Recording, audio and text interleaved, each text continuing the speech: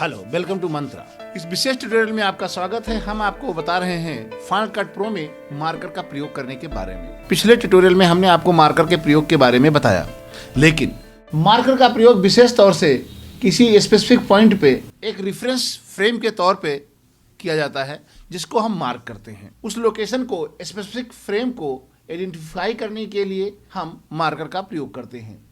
जैसा कि हमने पिछले ट्यूटोरियल में आपको बताया, सामान्य तौर पर फाइनल कट प्रो में एडिटिंग करने के लिए 3 प्रकार के मार्कर्स का प्रयोग होता है।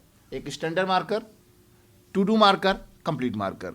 चौथे प्रकार का मार्कर चैप्टर मार्कर होता है, जो हमें डीवीडी या ब्लू-रे डीवीडी में एक स्पेसिफिक पॉइंट पे जंप करने के लिए, क्विक जंप करने के लिए प्रयोग किया जाता है।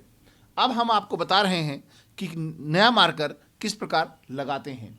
नया मार्कर लगाने के लिए टाइमलाइन विंडो में या कैनवास विंडो में आपने प्ले हेड को उस फ्रेम पे रखते हैं जहां पर आपको मार्कर लगाना है। जैसे हम इवेंट विंडो में मार्कर का प्रयोग कर रहे हैं, तो यहां पर हम एम प्रेस करेंगे तो यहां देखिए आपका मार्कर लग गया है। और आप फ्लाई मोड में भी मार्कर का प्रयोग कर सकते हैं। फ्लाई मोड मतलब ये होता है कि आप प्ले करते करते आप मार्कर का प्रयोग कर सकें।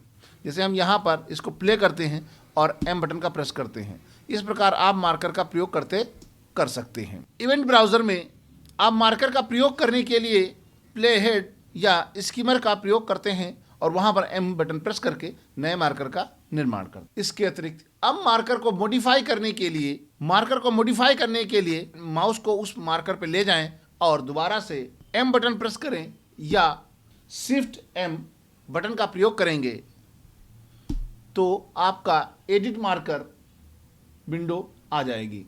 यहाँ पर आप टेक्स्ट को ऐड कर सकते हैं, मार्कर का नाम दे सकते हैं, या आपको जो भी इंफॉर्मेशन यहाँ पर स्टोर करनी है वो आप यहाँ पे दे सकते हैं। एक बार मार्कर क्रिएट करने के बाद ये एक अच्छी तकनीक होती है कि आप उस मार्कर में कोई ना कोई टेक्स्ट ऐड कर दें, जिससे कि उस मार्कर के बारे में हो पाए, या जिससे कि ये क्लैरिफाई हो पाए कि उस मार्कर में क्या है और उसको क्यों प्रयोग किया गया है, और इवेंट ब्राउज़र और टाइमलाइन इंडेक्स में उसे आसानी से सर्च किया जा सके।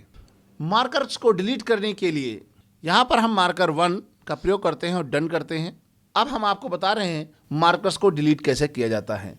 मार्कर को डिलीट करने के लिए एक आसान तरीका होता है, उसको आप सेलेक्ट करें। सेलेक्ट करने के बाद आप राइट क्लिक करके आप डिलीट मार्कर का प्रयोग कर सकते हैं, जिससे कि मार्कर को आप डिलीट कर सकते हैं। इसके अतिरिक्त डिलीट करने के लिए सेलेक्ट किए गए मार्कर को या क्लिप में लगे सारी मार्कर्स को डिलीट करने के लिए मार्क मेन्यू में जाएंगे और मार्कर ऑप्शन में जाएंगे। यहाँ पर आपके सामने 2 ऑप्शन हैं मार्कर को डिलीट करने के लिए, एक डिलीट मार्कर और एक delete marker in selection. Selection का मतलब ये है कि जिस क्लिप पे आपने प्रयोग सेलेक्ट किया हुआ है उस क्लिप में लगे सभी मार्कर्स को डिलीट करने के लिए हम डिलीट मार्कर्स इन सेलेक्शन का प्रयोग करते हैं। डिलीट मार्कर का शॉर्टकट कमांड है कंट्रोल एम, और delete marker in selection option का शॉर्टकट कमांड है कंट्रोल शिफ्ट एम। यानी किसी भी मार्कर को डिलीट करने के लिए आप कीबोर्ड शॉर्टकट का भी प्रयोग कर सकते हैं। डिलीट मार्कर का प्रयोग करेंगे तो वो मार्कर डिलीट हो जाएगा जिस मार्कर को आपने सेलेक्ट किया है। और कंट्रोल एम, कंट्रोल बटन आपके कीबोर्ड में स्पेस बार एरिया में जब आप देखेंगे लेफ्ट साइड में, तो आपको 3rd नंबर पे लेफ्ट में कंट्रोल बटन मिलती है। इसको प्रेस करेंगे और एम की को प्रेस करेंगे, ये मार्कर ऑटोमेटिक डिलीट हो जाएगा।